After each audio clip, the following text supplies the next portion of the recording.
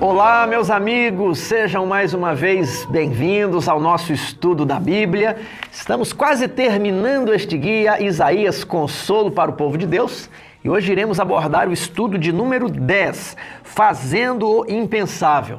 Aproveitando o título, antes de iniciarmos o estudo, completamos na semana passada, sendo mais específico, no dia 25 de fevereiro, 2 anos de existência. Então, nós nunca pensamos, em estar fazendo comentários da lição da Escola Sabatina, Estamos, na verdade, fazendo o impensável, que não havíamos pensado. Nós só temos a agradecer vocês, os inscritos aqui do canal, aqueles que interagem conosco nos comentários, nas redes sociais. Muito obrigado! E ficamos muito felizes por saber de vidas transformadas, pessoas que aceitaram a Jesus, passaram a estudar mais a Bíblia, a lição, pessoas que se renderam a Cristo por meio do batismo. Isso é um regozijo sem explicação dentro do coração, dentro do meu coração e dentro do coração da minha esposa. Um abraço, sintam-se todos vocês abraçados por mim e pela Fernanda. Este canal vamos lançar um vídeo especial para falar destes 2 anos. Eu vou aproveitar e comentar aqui os livros. Muitas pessoas perguntaram quais livros são esses, então vamos fazer um vídeo para comemorar esses 2 anos falando dos livros, Mas só uma curiosidade, o canal começou comentando as crenças fundamentais da Igreja Adventista, e o propósito era destacar aquelas crenças que são peculiares à Igreja Adventista. Acabou que nós passamos a gravar a lição e não demos mais continuidade à série, que parou ali com 4 ou 5 vídeos. Mas a série vai voltar em breve, assim que nós equilibrarmos melhor as tarefas e gerirmos melhor o tempo aqui, porque dá muito trabalho, mas somos muito alegres pelos frutos, por vocês, por estar sendo um auxílio, uma utilidade. Muito obrigado a todos vocês. Então, na lição de sábado, Fazendo o Impensável, é contada a história de Lo Fuk, um cristão chinês que se vendeu como escravo para poder pregar a pessoas que jamais ouviriam a pregação de outro modo. E ele serviu como escravo por um período de 5 anos e conduziu 200 pessoas aos pés de Jesus. Valeu a pena? Mas é claro que valeu a pena. Cristo teria vindo a este planeta sofrer tudo que sofreu, mesmo que apenas uma alma pudesse ser salva. Então, você conseguir levar à eternidade 1, 2, 3 pessoas é a grande recompensa. Uma alma eternamente salva. Jesus também alcançou os inalcançáveis. Cada um de nós. Vamos ver isso aqui na parte de domingo. A difícil verdade de Isaías 50. Vimos na lição passada que Isaías fala de 2 servos. Um é o servo Israel, que recebe o nome, e outro é o servo sem nome. Mas ele é um modelo de israelita perfeito. Ele é aquilo que todos os israelitas, todos aqueles das tribos dos filhos de Jacó, de Israel, deveriam ser. E esse servo não recebe o nome. Entendemos que esse servo é o Messias. Esse servo é Jesus. E hoje nós vamos estudar especificamente um pouco deste servo nos capítulos 50, 52 e 53. Então aqui em Isaías 50, verso 4, é dito assim: O Senhor Deus me deu língua de eruditos, para que eu saiba dizer boa palavra ao cansado. E realmente o texto aqui é muito bonito, O texto de Isaías e também a doutrina de Cristo é sem igual, o que está descrito no Novo Testamento. O Senhor Deus me deu língua de eruditos, para que eu saiba dizer boa palavra aos cansados. Ele me desperta todas as manhãs, desperta-me o ouvido, para que eu ouça como os eruditos. O Senhor Deus me abriu os ouvidos, e eu não fui rebelde, não me retraí. Ofereci as costas aos que me feriam, e as faces aos que me arrancavam os cabelos. Não escondi o meu rosto dos que me afrontavam e me cuspiam. Imagine você numa situação de espancamento, onde os seus cabelos são arrancados, você é violentamente espancado, as pessoas cospem em você, mas você não esconde a sua face. Oferece ainda as costas aos que ferem e a face aos que arrancam os cabelos. O servo, ele está ali calmamente, serenamente sendo espancado. Verso 7. Porque o Senhor Deus me ajudou, pelo que não me senti envergonhado, Por isso fiz o meu rosto como um seixo, como uma pedra, e sei que não serei envergonhado. Perto está o que me justifica. Quem contenderá comigo? Então, Jesus é justificado. Olha que interessante, isso nos diz algo sobre justificação. A justificação é uma declaração. E neste caso, a lei olha para Cristo e declara a Cristo justo. Ela declara que o Messias, ele preenche todos os requisitos exigidos pela lei. Então, é uma declaração de que ele é justo.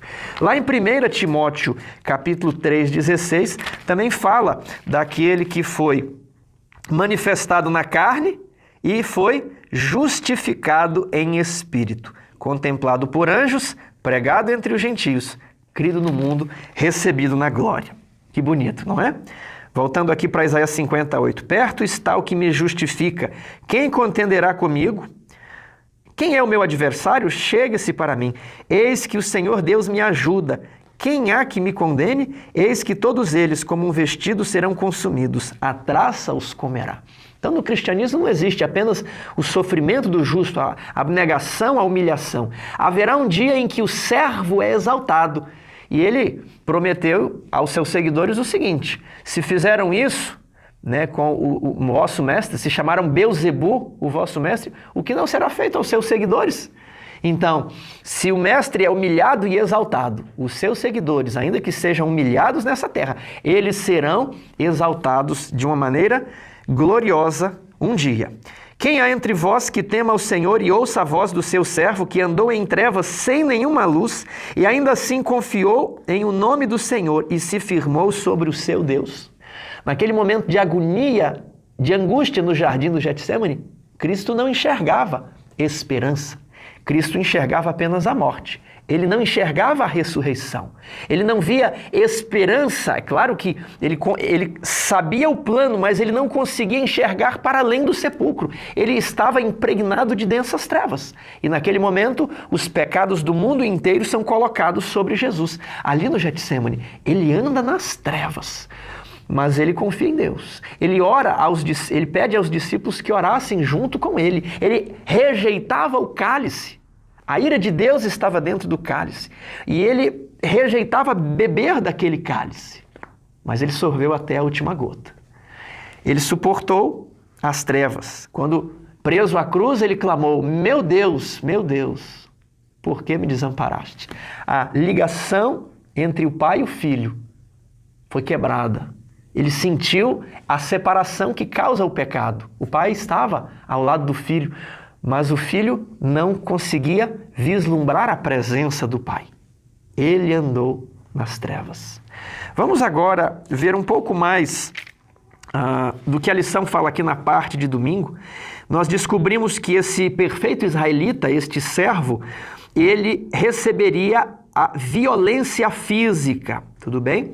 E o que torna ainda mais indescritível este relato, o que torna essas ações um incidente intercósmico, é que a vítima não é mais um profeta, não é um seguidor como Daniel, como José, não é um mártir como o próprio profeta Isaías, mas a vítima era um enviado divino do Rei dos Reis. A vítima era nada mais, nada menos que a criança que foi prometida. E a Virgem conceberá e dará luz a um filho, e ele será chamado Emanuel, Deus conosco, Deus com o seu povo. E depois, Isaías no capítulo 9, verso 6, diz que a região que estava em trevas viu grande luz, porque um menino nos nasceu, um filho nos foi dado. Um filho é algo muito precioso para um pai.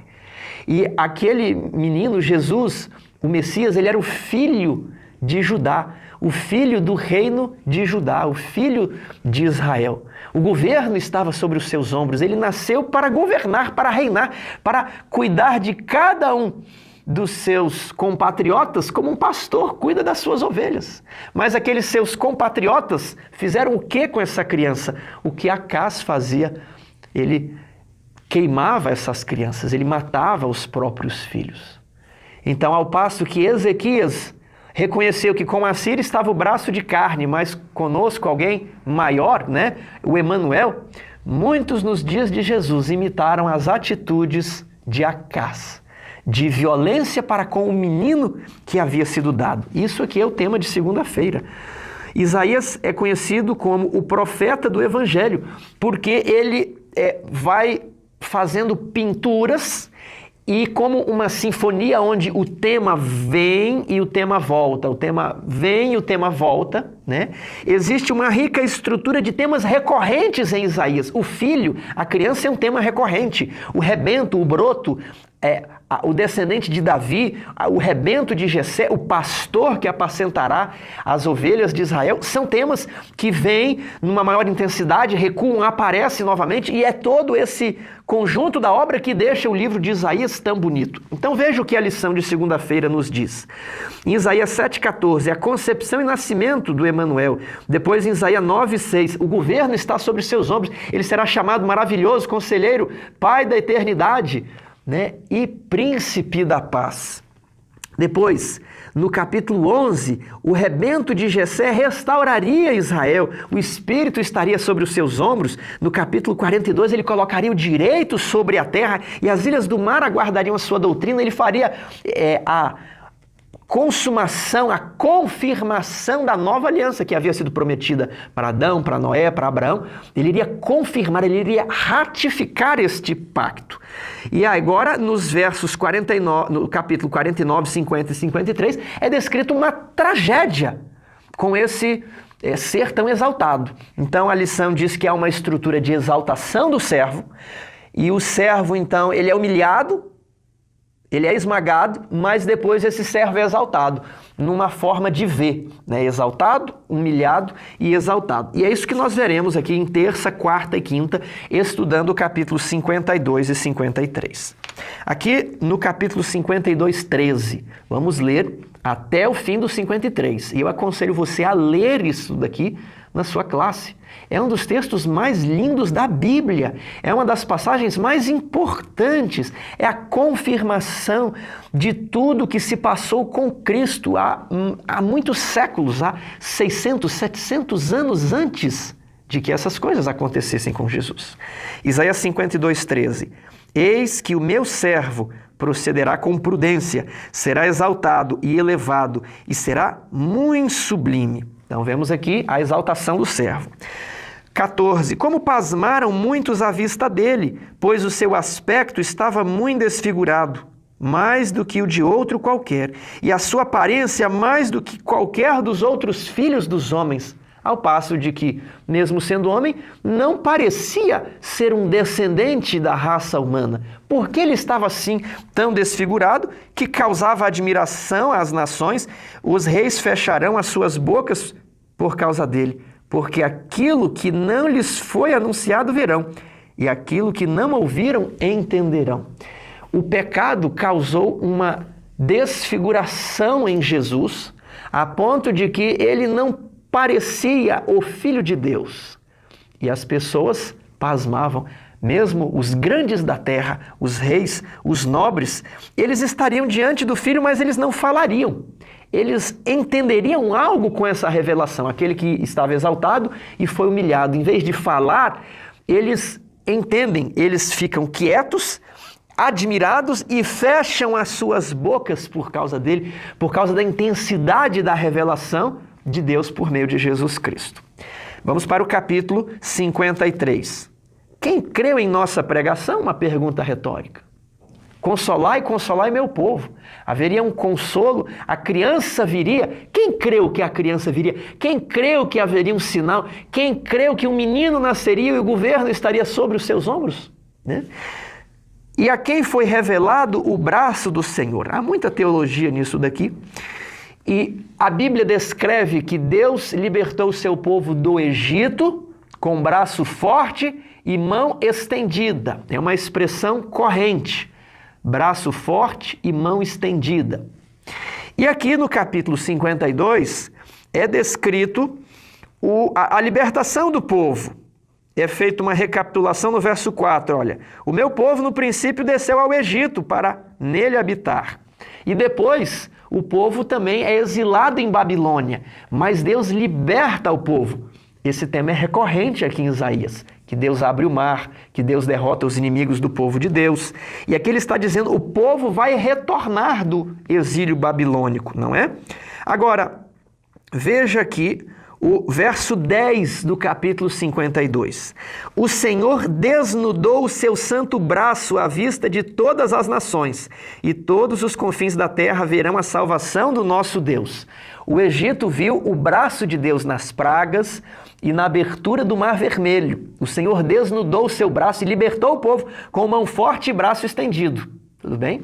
E aqui fala assim, e a Assíria sem razão oprimiu. A Assíria viu o braço de Deus porque o anjo destruiu os exércitos da Síria. E a Babilônia também veria o braço de Deus que libertaria o povo. Então, quem creu em nossa pregação? Quem creu que o povo iria retornar? Lá em Isaías 40, uma pergunta é feita assim, né? Vamos aqui olhar, Isaías 40. Por que, pois, dizes, ó Jacó, e falas, ó Israel, o meu caminho está encoberto ao Senhor e o meu direito passa despercebido ao meu Deus? Você não crê no consolo? Você não crê nas promessas de restauração, de regeneração? Você não crê que a graça de Deus pode levar você a uma genuína obediência? Você não crê na restauração que Cristo pode fazer na sua vida, né? Israel estava tendo dificuldades para crer na restauração do reino, da mesma forma que hoje temos dificuldades para crer na promessa de Jesus, que nos salva e que nos purifica de todos os pecados. Temos dificuldade para crer que o Espírito Santo regenera a nossa mente, habilitando-nos a obedecer. Então, quem creu em nossa pregação? Ora, vocês não estão crendo, mas a vocês foi revelado o braço forte do Senhor. Verso 2. Porque foi subindo como renovo perante ele, e como raiz de uma terra seca. Não tinha aparência nem formosura. Olhámo-lo, mas nenhuma beleza havia que nos agradasse. Aqui vem a figura do renovo, olha os temas recorrentes de Isaías. Temos que prestar atenção nos vínculos internos dentro do livro. O renovo é um broto, o rebento, a planta que foi cortada e decepada. Um resto volverá, né? O broto tornaria a crescer.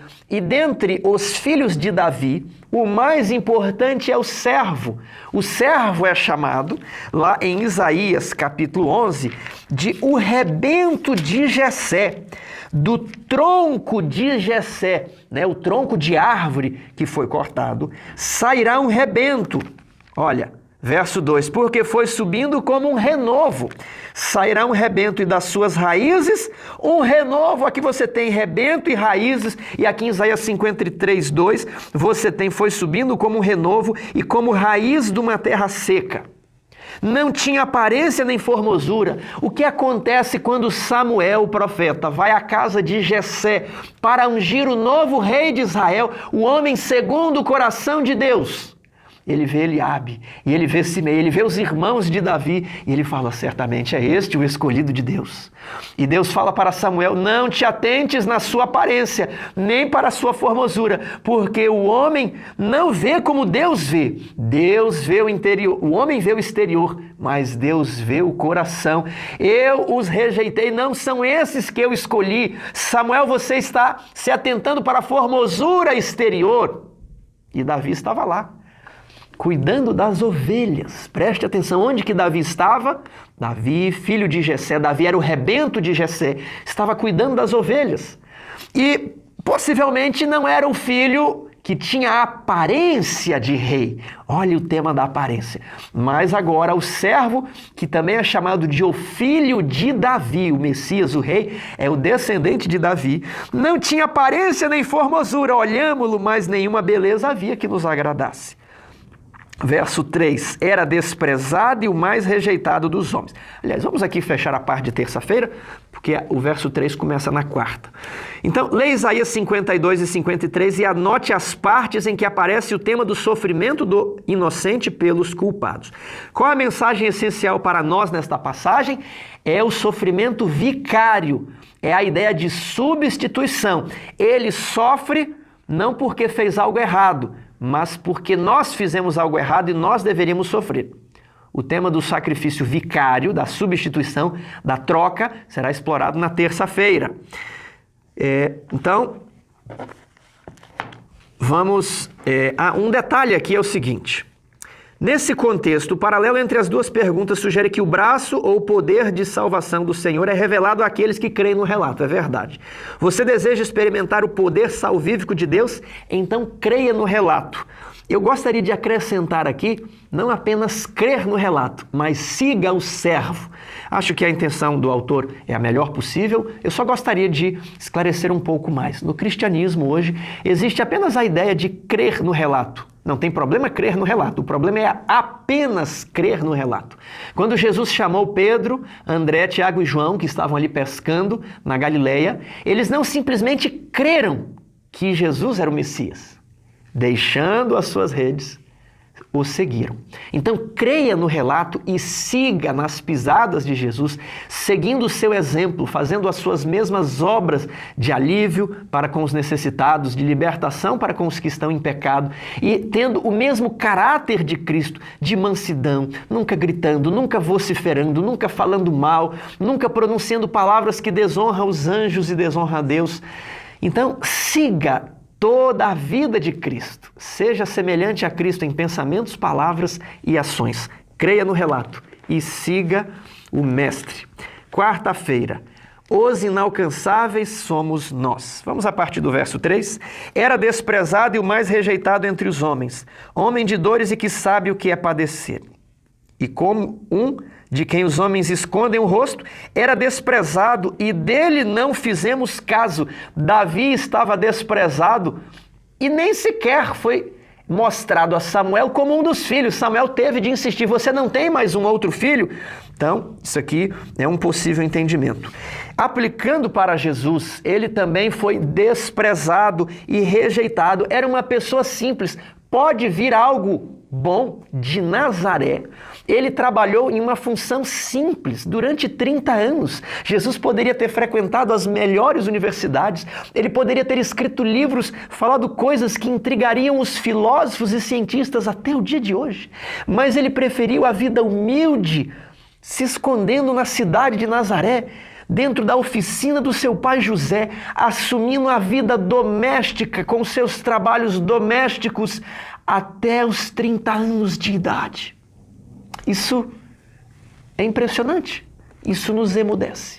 Far-nos-ia bem pensar todos os dias na vida de Jesus, principalmente nos seus momentos finais. Deveríamos deixar que a imaginação se apoderasse de cada cena, especialmente as cenas finais. Verso 4. Certamente ele tomou sobre si as nossas enfermidades. Agora começa a ideia de substituição. E as nossas dores levou sobre si. E nós o reputávamos por aflito, ferido de Deus e oprimido. Inicialmente as pessoas olhavam e falavam, esse aí deve ter feito alguma coisa, porque Deus está castigando muito ele, né? E nada acontece sem razão aqui neste mundo. Mal sabiam ele, que ele era ferido por causa das nossas transgressões. Aqui a nossa punição pelo pecado, a nossa culpa, é metaforicamente chamada de doença, as nossas enfermidades, as nossas dores, né? O pecado e a nossa punição pelo pecado é retratado como uma enfermidade que é posta sobre Jesus. Mas ele foi transpassado pelas nossas transgressões e moído pelas iniquidades. O que é ser transpassado?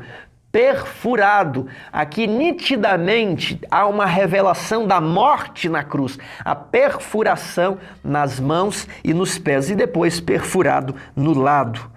Ele foi moído pelas nossas iniquidades, esmagado, é a morte de cruz num sentido metafórico, porque a cruz ela esmaga a pessoa. O castigo que nos traz a paz estava sobre ele, pelas suas pisaduras fomos sarados. Aqui nós temos claramente que o castigo era nosso, mas para que a nossa transgressão, para que a nossa punição, né, consume a nossa transgressão, a sentença possa exaurir o nosso pecado, para que o nosso pecado seja pago, e nós podemos pagar os nossos pecados. É só nós morrermos no lago de fogo e enxofre, né?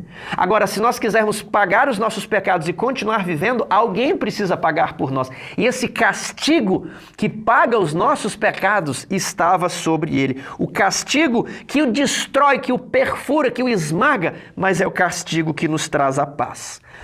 Ele foi oprimido e humilhado, mas não abriu a sua boca. Como cordeiro foi levado ao matadouro, e como ovelha muda perante os seus tosqueadores, ele não abriu a sua boca. O tempo inteiro, Isaías retrata essa criança, Isaías retrata o rei como aquele que queria, tomar as ovelhas, os cordeiros, em seus braços. Davi era pastor de ovelhas e Davi dava a vida pelas ovelhas. Quando veio o urso, quando veio o leão, ele enfrentou, ele não fugiu. E Jesus Cristo fala que o ladrão vem para roubar, matar e destruir. Quando vem o lobo, o mercenário foge, deixando as ovelhas com o lobo. Está lá em João capítulo 10. Mas não o pastor dá a sua vida pelas ovelhas. Aqui novamente, o servo é o novo Davi, é aquele que está apacentando as ovelhas de Israel e ele dá a sua vida pelas ovelhas. Ele foi oprimido e humilhado, mas ele não abre a sua boca, como uma própria ovelha que não emite balido ruído quando está sendo morta. Por juízo opressor foi arrebatado. E aliás, o que é juízo opressor? O julgamento não foi justo. Jesus ficou quieto para que aquele negócio terminasse logo. O Sinédrio, Anás, Caifás, todos julgaram Jesus injustamente. Herodes e Pilatos. Foi um juízo opressor. Utilizaram-se do seu poder para oprimir a vítima, para oprimir o réu. E de sua linhagem, quem dela cogitou? Morreu novo. Jesus morreu na minha idade. Eu tenho 33 anos. Vocês me acham uma pessoa jovem? Ainda me acho jovem. Muitas representações, ilustrações, desenhos trazem Jesus como talvez tendo 40, 45, até 50 anos. Mas Jesus era um rapaz, era um jovem. Jesus era um mancebo de pouca idade. Não tinha esposa, não tinha filhos. E aqui vem a pergunta, e da sua linhagem, quem dela cogitou? Morrer sem filhos no Oriente é uma desgraça. Vemos esse tema na Bíblia em muitas histórias, mulheres estéreis que não poderiam ter filhos. Existe até a lei do levirato. Quando um homem morria sem filhos, o seu irmão o parente mais próximo, isso está lá na história de Ruth, parente mais próximo deveria se casar com a viúva e gerar um descendente que seria considerado filho do falecido marido. Mas o servo não deixou linhagem. Será mesmo? Será que Jesus morreu sem filhos? Segure essa pergunta. E de sua linhagem, quem dela cogitou? Morreu tão jovem, morreu humilhado, sem família, sem poder se casar, sem ter filhos? A ideia é que morreu jovem, foi oprimido, foi tratado injustamente. Porquanto foi cortado da terra dos viventes, por causa da transgressão do meu povo, foi ele ferido. Assim como Deus cortou da terra dos viventes as pessoas por ocasião do dilúvio, por causa das suas transgressões. Em Israel, muitas pessoas eram cortadas do povo por causa de alguns pecados. A lição, ela também fala, citando o texto de Daniel, daquele que foi cortado da terra dos viventes. E aqui aconteceu com o servo. Designaram-lhe a sepultura com os perversos, mas com o rico esteve na sua morte. Ou seja, foi colocado entre dois ladrões, foi crucificado entre os transgressores, deveria ser jogado na vala comum, como os demais crucificados. Mas com o rico, esteve na sua morte, foi sepultado num buraco escavado na pedra, que era algo permitido apenas para nobres, na sepultura de José de Arimateia. Com o rico esteve na sua morte, posto que nunca fez injustiça, deixa claramente que ele merecia a vida, mas ele recebe o castigo nosso. O castigo que ele recebe nos traz a paz, mas a nossa paz traz sobre ele a punição. Nem dolo algum se achou em sua boca. Todavia ao Senhor agradou moê-lo, fazendo-o enfermar. Quando der ele a sua alma como oferta pelo pecado, verá a sua posteridade e prolongará os seus dias. Ele não ficou sem descendentes, e ele também não ficou na sepultura, porque mesmo sendo cortado da terra, foi cortado da terra dos viventes, o verso 10 diz que ele prolongará os seus dias, ele ressuscita. Isso aqui está no texto. E é isso aqui que nós estamos fazendo, espremendo o texto para extrair as puras gotas de teologia, da verdadeira teologia bíblica. Verá a sua posteridade. Como é que ele foi cortado da terra dos viventes sem linhagem e ele tem posteridade? Porque todos que se achegam a Cristo, todos que se revestem de Cristo, todos que se batizam em nome de Jesus, Eles são da divina semente, da semente da mulher, né? Vem um descendente e ele resgata a linhagem da mulher. E todos agora somos restaurados à posição de filhos de Deus, não mais amigos da serpente. A serpente é pisada pelo descendente da mulher e agora somos chamados de filhos de Deus. Ele novamente nos traz a família divina. Então, desse modo, somos irmãos de Cristo e filhos de Deus, a posteridade de Jesus. Então, ele vê a sua posteridade, ele vê o fruto do seu serviço, a vontade do Senhor prosperará nas suas mãos. Verso 11, ele verá o fruto do seu penoso trabalho de sua alma e ficará satisfeito. Meu servo, o justo, com o seu conhecimento justificará muitos, porque as iniquidades deles levará sobre si. Meus queridos amigos, eu vou juntar aqui as partes de quarta-feira para que possamos ficar um pouco mais livres para falar. Isso é uma das maiores revelações, isso são as profundidades, as riquezas do amor de Cristo. Ali no Getsemane, Cristo não queria beber no cálice, pois no cálice estava a ira de Deus. Tiago, o que é a ira de Deus? Imagine que você estivesse diante das comportas de uma enorme represa, de uma hidrelétrica, talvez nos padrões de Itaipu, ou ali perto das cataratas de Foz do Iguaçu. E então as comportas daquela represa são abertas e trilhões de metros cúbicos de água são derramados sobre a sua cabeça, que vem descendo em forma de cachoeira, de catarata. Mas antes que elas caiam sobre você, você é retirado. E elas não caem na sua cabeça. Você recebe a paz. Abraão, quando estava com Isaac sobre o altar, ele estende a mão, ele olha para o filho e ele se prepara para dar a punhalada final. Mas a mão de Abraão é interrompida. E o anjo diz, agora sei que temes a Deus. Agora sei que temes a Deus porque não me negaste o teu filho, o teu único filho. O Pai poderia ter nos deixado neste planeta a perecer pelos nossos pecados. Mas Ele não negou-nos o seu filho, o seu único filho. A diferença é que no Getsemane e na cruz do Calvário não havia nenhum anjo para segurar o braço do Pai. E o braço do Pai livremente apunhala o Filho. Cristo foi ferido não por pregos, não por açoites apenas. Muitos outros mártires, muitos outros apóstolos também renderam a sua vida morrendo na cruz. Por que então que a morte de Jesus ela é especial, ela é diferente e ela é vicária, ela paga os nossos pecados, ela substitui a nossa culpa. Qual é a diferença? É porque os nossos pecados, os pecados do mundo inteiro foram colocados sobre Jesus ali no jardim do Getsemane. E por isso ele se apegava ao solo, temendo ser separado da terra, ser separado do Pai. A angústia era terrível. Ele sentia aquela cachoeira de água, aquele turbilhão das cataratas caindo sobre as suas costas. Ele sentia que o Pai o esmagava. Você que tem um filho pequeno, imagine colocá-lo sobre uma plataforma rígida e desferir um golpe sobre a cabeça do pequeno menino, do pequeno rapaz. Foi isso que o Pai faz com o Filho ali no Getsemane. O Filho é esmagado. O Filho é levado para a cruz para consumar a morte. Mas não são os pregos, não são os açoites, não é a coroa de espinho que faz Jesus morrer. É Ele ser esmagado pelo peso dos nossos pecados que estavam ali enfrentando a ira de Deus, enfrentando o peso da segunda morte, enfrentando a angústia de ser totalmente separado do Pai. Naquele dia não havia ninguém para segurar o braço e o Pai apunhala o Filho.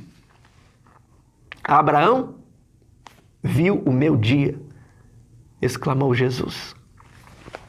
Queridos amigos, Cristo foi tratado como nós merecíamos, para que nós pudéssemos receber o tratamento a que Ele tinha direito. Foi condenado pelos nossos pecados, nos quais não tinha participação, para que fôssemos justificados por sua justiça, na qual não tínhamos parte. Sofreu a morte que nos cabia, para que recebêssemos a vida a que Ele pertencia. O desejado de todas as nações, página 25. Aquele que era rico se fez pobre, para que nós que éramos pobres, por sua pobreza, enriquecêssemos. Ele trocou de lugar conosco. Era como uma pessoa que está olhando um aquário e ele precisa alcançar aqueles peixes. Mas ele era um ser humano, você é um ser humano dotado de muitas habilidades, para que você deveria alcançar aqueles peixes? Você então pede para que Deus transforme você em um peixe. Você ficará agora eternamente preso dentro de um corpo de um peixinho, para que você então possa se comunicar com os outros peixinhos dentro do aquário. Foi isso que Jesus fez, trancando-se por toda a eternidade dentro de um corpo humano. A qualquer momento ele poderia ter enxugado o suor da sua fronte, ele poderia ter clamado ao Pai que lhe traria legiões e mais legiões de anjos. Ele falaria assim: deixarei a raça humana perecer por seus pecados, eu quero retornar ao céu. Era mais ou menos esse o sentido da oração: Senhor, eu quero salvá-los, mas desse jeito é difícil. Passa de mim este cálice, não quero enfrentar a tua ira, não quero enfrentar a punição pelos pecados da humanidade. Tenho medo, tenho receio, não consigo enxergar para além das portas do sepulcro, tudo me é escuro. Mas ele sorveu até a última gota, caiu como morto, e um anjo comunica-lhe força para que possa levantar e ser pendurado na cruz, receber toda a humilhação a que eu e você, da qual eu e você somos culpados. Certa feita, uma pessoa me disse que acha o evangelho injusto porque ela nunca matou ninguém e muitos nunca cometeram assassinatos, mas muitas pessoas que estão no presídio aceitam a Jesus e simplesmente são perdoadas e estarão no céu, como nós que nunca praticamos crimes hediondos. E eu disse para ela que existe um processo contra ela e contra você, tramitando nas cortes celestiais, um processo criminal de assassinato, culpados pela morte do Filho de Deus. Os nossos pecados caíram sobre Jesus e ele foi morto porque a ira de Deus o esmagou. O Pai pisou Jesus naquele dia. Portanto, se nós não nos arrependermos destes pecados e se não aceitarmos os caminhos que Jesus nos mostra, seremos condenados e julgados naquele dia por morte do Filho de Deus. E uma vez aceito o Evangelho, se voltarmos à nossa vida de antes, o livro de Hebreus diz que estamos calcando a pés o Filho de Deus. Quanto maior castigo não receberá aquele que pisa novamente o Filho de Deus. Querido amigo, muitas das demonstrações de Evangelho atualmente são vazias. O Evangelho de cruz o Evangelho de Jesus possui uma cruz. E nós cantamos o hino Eu aqui com Jesus, a vergonha da cruz, quero sempre levar e sofrer. Mas é só sofrimento? Não. Ele vem me buscar e com ele no lar, uma parte da glória hei de ter. Você terá parte no reino, assim como o servo foi exaltado, você será exaltado. Isaías 53:12. Por isso eu lhe darei muitos como a sua parte, e com os poderosos repartirá ele o despojo, porquanto derramou a sua alma na morte, foi contado com os transgressores, contudo levou sobre si o pecado de muitos, e pelos transgressores intercedeu. Ele repartirá os despojos da derrota dos nossos inimigos com os remidos nas cortes celestiais. Você leva uma cruz para no final trocar ela por uma coroa. Sim, eu amo a mensagem da cruz. Até a morte nós iremos proclamar essa mensagem. Levarei eu também minha cruz. Até por uma coroa um dia iremos trocar. Quanto maior a cruz, maior a glória. Quanto mais penosa a cruz, maior a coroa que lhe está reservada. Querido amigo, lá em Testemunhos, volume 1, diz o seguinte: este é o caminho da renúncia. Testemunhos 1, página 81. Este é o caminho da renúncia. E quando pensarem que ele é demasiado estreito, que há demasiada abnegação neste caminho, quando disserem, quão duro é renunciar a tudo, dirijam-se a si mesmos a pergunta, que renunciou Cristo por mim? Isso ofusca tudo quanto possamos chamar abnegação. Contemplem no jardim suando grandes gotas de sangue, um solitário anjo é enviado do céu para fortalecer o Filho de Deus. Sigam-no à sala de julgamento enquanto é ridicularizado, escarnecido, insultado por aquela turba enfurecida. Contemplem-no vestido com o velho manto real de púrpura. Ouçam os gracejos vulgares e a zombaria cruel. Vejam-nos a colocarem naquela fronte nobre a coroa de espinhos, batendo-lhe depois com a cana, fazendo com que os espinhos se lhe enterrem nas frontes, o sangue a correr daquela fronte santa. Ouçam aquela turba assassina clamando ansiosamente pelo sangue do Filho de Deus. Ele é entregado em suas mãos e conduzem dali o nobre sofredor, pálido, fraco, desfalecido, ao lugar de sua crucifixão. É estendido no madeiro, os cravos são-lhe enterrados nas tenras mãos e pés. Contemplem-no pendurado na cruz, durante aquelas horríveis horas de agonia, a ponto de os anjos velarem o rosto para ocultá-lo da horrorosa cena e o sol esconder sua luz, recusando-se a contemplá-la. Pensem nessas coisas e então perguntem: é o caminho demasiado estreito? Não. Outro dia alguns jovens me perguntaram: mas o que iremos fazer no domingo? Se abandonarmos essas atrações, se abandonarmos os entretenimentos mundanos, o que iremos fazer no nosso tempo livre? Que tipo de música iremos ouvir se não mais ouvimos as músicas seculares? Que tipo de vida iremos viver se não vivemos mais segundo a cultura deste mundo? Você gastará o tempo da sua vida servindo ao Mestre, dando a sua vida ao Mestre, porque ela não mais te pertence. Este é o caminho da renúncia. Cristianismo é abnegação. O caminho largo conduz à perdição, mas o caminho estreito possui uma porta ainda estreita e são poucos os que andam por ele. Mas lembre-se, meu amigo, eu aqui com Jesus, a vergonha da cruz, quero sempre levar e sofrer. Ele vem me buscar e com ele no lar uma parte na glória de ter. Pensem nessas coisas e então perguntem: é o caminho demasiado estreito? Não. Que Jesus Cristo perdoe todos os seus pecados e habilite-o para ser um seguidor até a morte.